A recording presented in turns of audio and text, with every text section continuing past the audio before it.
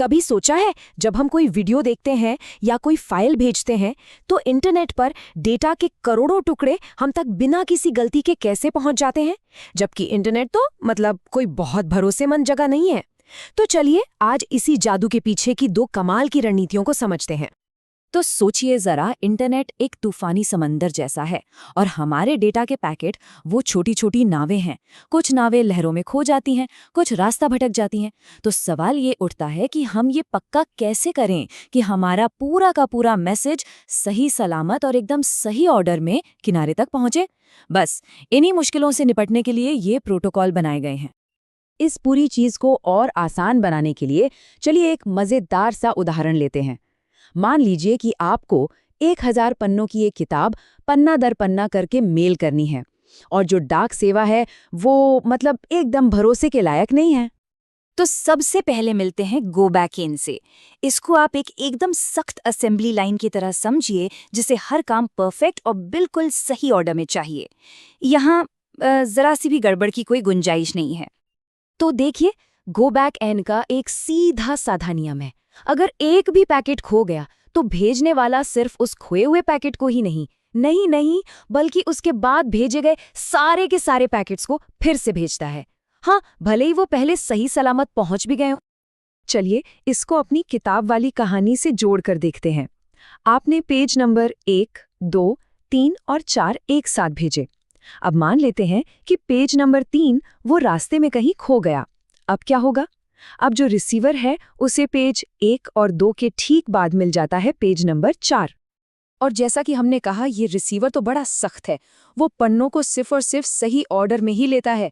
जैसे ही उसे पेज 4 मिला, वो सोचता है, अरे ये क्या, मुझे तो पेज 3 चाहिए था, और बस बिना कुछ सोचे समझे वो पेज 4 को उठाकर फेंक देता है, डिस्कार्ड कर देता है।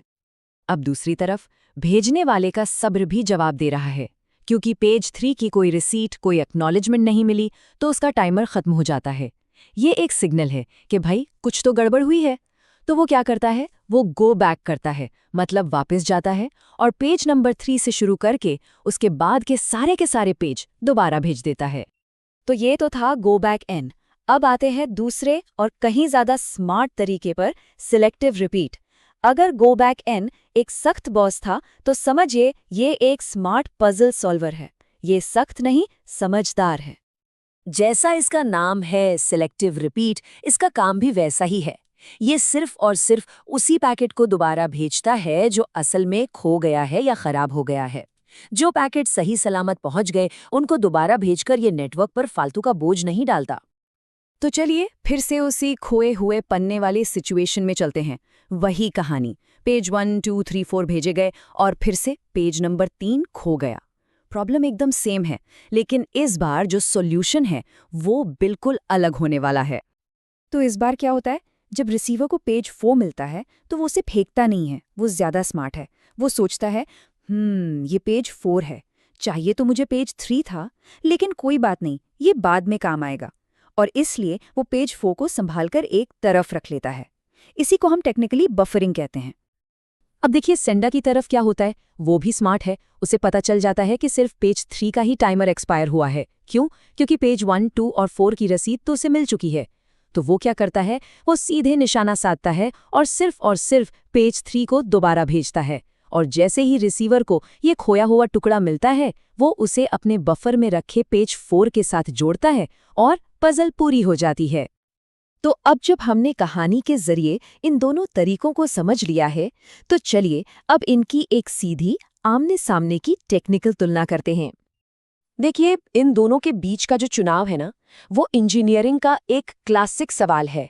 सिंप्लिसिटी वर्सेस एफिशिएंसी, मतलब सादगी चाहिए या फिर काबिलियत। एक तरीका लागू करने में बहुत आसान है तो दूसरा काम करने में कहीं ज्यादा बेहतर। चलिए इस टेबल पर नजर डालते हैं। पहला पॉइंट, रीट्रांसमिशन। जैसा कि हमने देखा, गो बैक एंड में गलती हुई तो सब कुछ दोबारा भेजो, जबकि सिलेक्टिव रिपीट सिर्फ खराब फ्रेम को ही दोबारा भेजता है। अब आते हैं रिसीवर बफर पर, मतलब रिसीवर की याददाश्त। गो बैक एन की याददाश्त लगभग 0 है। वो आउट ऑफ ऑर्डर फ्रेम को सीधा फेंक देता है। वहीं सिलेक्टिव रिपीट उन्हें याद रखने के लिए बफर करता है। और बस इसी वजह से गो बैक एन सिंपल है और सिलेक्टिव रिपीट थोड़ा ज्यादा कॉम्प्लेक्स। और ये जो बार चार्ट है, ये एफिशिएंसी के फर्क को बिल्कुल साफ-साफ दिखा रहा है। एक खराब, अनरिलायबल नेटवर्क पर देखिए, गो बैक एन कितने सारे फालतू के रीट्रांसमिशंस कर रहा है, मतलब कितनी बैंडविड्थ बर्बाद हो रही है। और उसकी तुलना में सेलेक्टिव रिपीट को देखिए, बर्बादी बहुत ही कम है। तो ये सारी बातें तो ठीक हैं, लेकिन सवाल ये है कि असल दुनिया में इनका इस्तेमाल कहाँ होता है? और सच बताऊं तो हम सब हर दिन इन पर ही निर्भर हैं। आज का जो हमारा मॉडर्न इंटरनेट है, मतलब टीसीपी, वाईफाई, 5G, ये सब सेलेक्टिव रिपीट की एफिशिएंसी पर ही चलते हैं। क्यों? क्योंकि इन नेटवर्क्स में स्पीड और एफिशिएंसी सबसे ज़्यादा ज़रूरी है। तो फिर गो बैक एन का क्या? खैर, वो अपनी सादगी की वजह से कुछ पुराने या बहुत ही सिंपल सिस्टम्स में आज भी मिल जाता है, खासकर उन जगहों पर जहां मेमोरी या प्रोसेसिंग पावर बहुत कम होती है। तो आखिर में ये पूरी चर्चा हमें एक बड़े सवाल पर लाकर खड़ा कर देती है। जब हम अपनी डिजिटल दुनिया बना रहे होते हैं, तो सही रास्ता क्या है? सादगी, जो शायद उतनी एफिशिएंट ना हो, या फिर एफिशिएंसी जो थोड़ी कॉम्प्लेक्स हो सकती है? ये वो सवाल है, वो ट्रेड ऑफ है जिसका सामना इंजीनियर्स हर रोज करते हैं।